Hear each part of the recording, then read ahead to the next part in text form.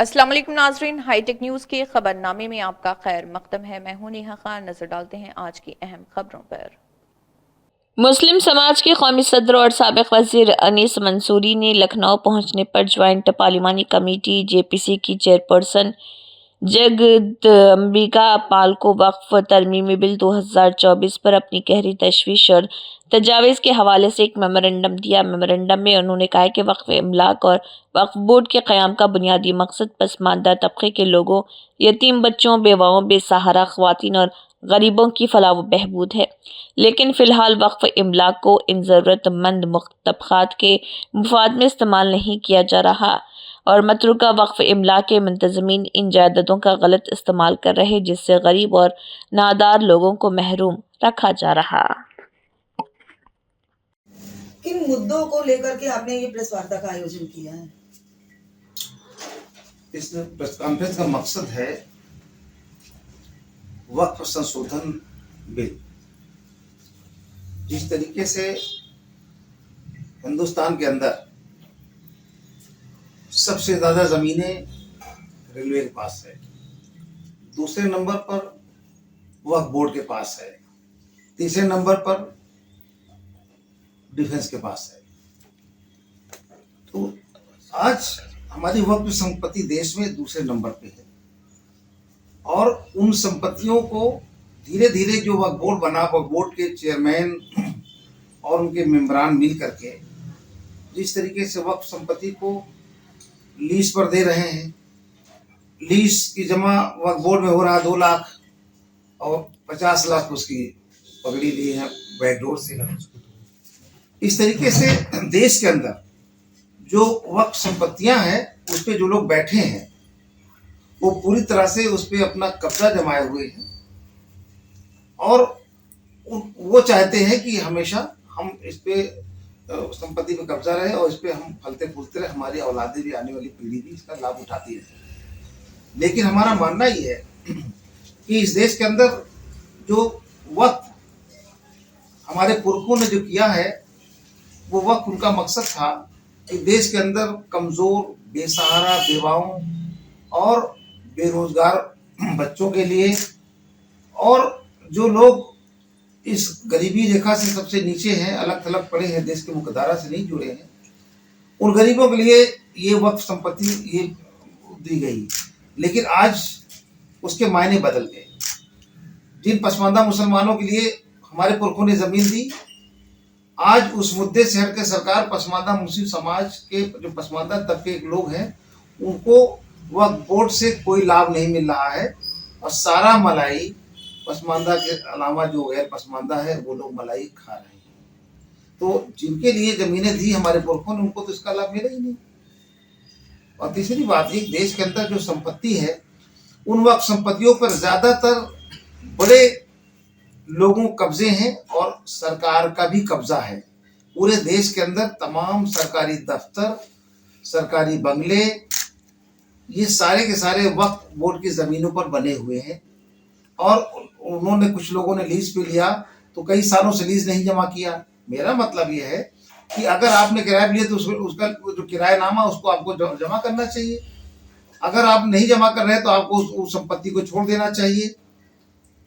और अगर संपत्ति के छोड़ रहे हैं तो बोर्ड के पास जानी चाहिए वो जमीन। अगर नहीं छोड़ रहे तो आप जो पिछला किराया उसका भुगतान कर दीजिए और वर्तमान रेट से आप उस किराएनामे को लागू कर दीजिए। आप बने रहिए उस पर, आपको कौन नहीं हटा रहा है। आप कह रहे हैं कि कार्रवाई जो वक्फ बोर्ड में है उसमें कानूनी कार्रवाई का प्रावधान होना चाहिए, तो किस तरह की कानूनी प्रावधान की आप अपेक्षा कर रहे हैं? नहीं, जिस तरीके से संपत्तियों पर जो है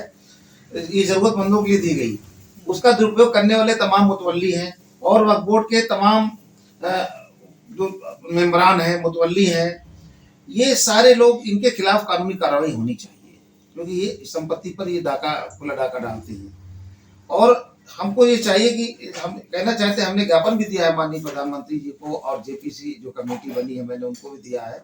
देश के तमाम उन लोगों को तो बार हमने लिख करके ज्ञापन दिया है। आज भी हमने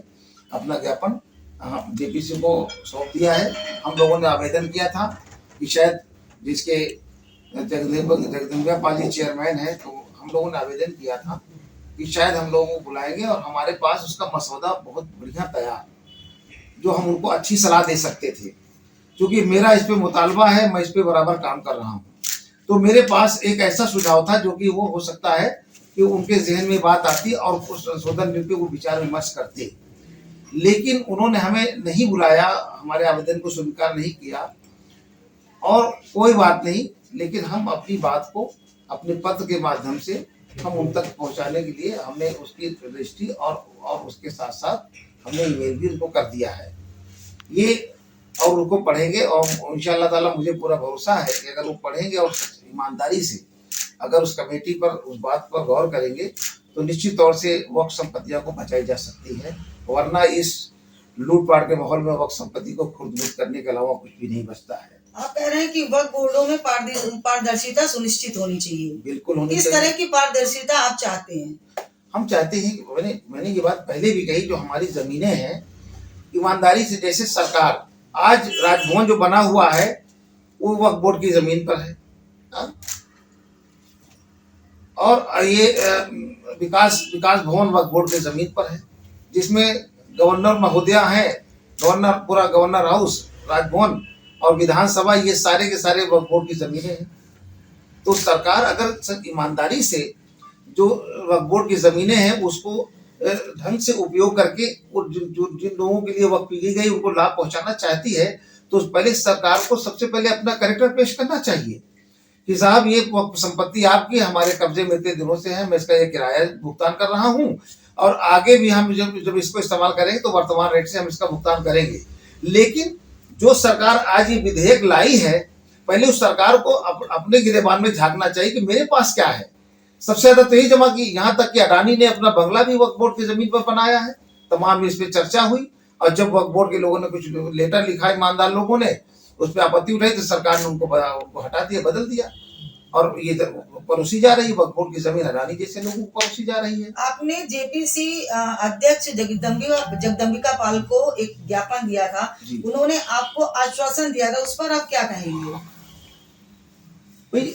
उन्होंने आश्वासन, अभी हमारी उनकी बात कहाँ हुई है?